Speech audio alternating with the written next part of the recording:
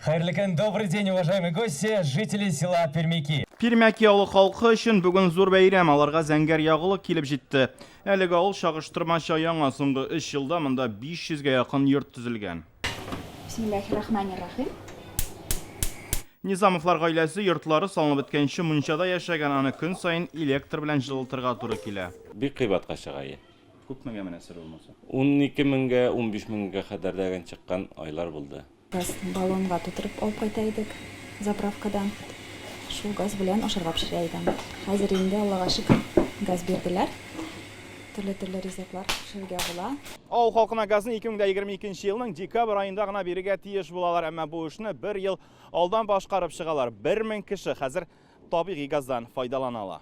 Пермяки авылында яшәүчеләрне газ белән республика программасы буенча тәэмин иткәннәр. Пермяки җирлеге ул бик яшәр өчен матур, сыйфатлы урын. Шуңа күрә монда газы да булгач, тормыш бөтенләй икенче. Төзүчеләргә, Сабагаз эшләүчеләргә, район җитәкчесенә, сезгә дә, хөрмәтле Рустам Нургалиевич, чын күңелдән бик зур рәхмәт. Соңгы елларда Пермякида гомер итәргә яшь гаиләләр күп килә башлаган, матур табигаты, шәһәрдәге кебек уңайлыклар булу һәм саф һава тарта аларны бирегә. Бик шат. Менә безнең монча да әле газ белән була, Алла бирсә, утын белән пока жагабыз. Балалар күбрәк туар инде, Алла бирсә. Бик зур шатлык ул.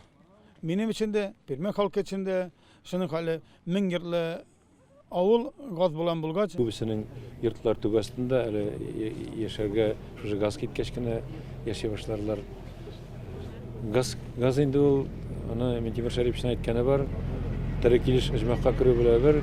Россия президенты Владимир Путин үзенең еллык юлламасында торак йортларның кыймасына кадәр газны бушлай кертергә дигән күрсәтмә биргән иде. Безнең президентыбыз Владимир Путин һәрбер йортка бушка газны китереп куйырга кирәк. Бүген көндә менә шушы безнең президентыбызның күрсәтмәсе нигезендә зур эш эшләнде. 944 йорт өчен газ китерелде. Шуның 500-е инде бүген тоташтырырга әзер һәм йортлар да әзер. Хәзер Пермяки авылында су һәм ут мәсьәләсен хәл итәргә тиешләр. Биектау районыннан Руслан Сындинов, Рәмзил Гарипов, Яңа Гасыр каналы.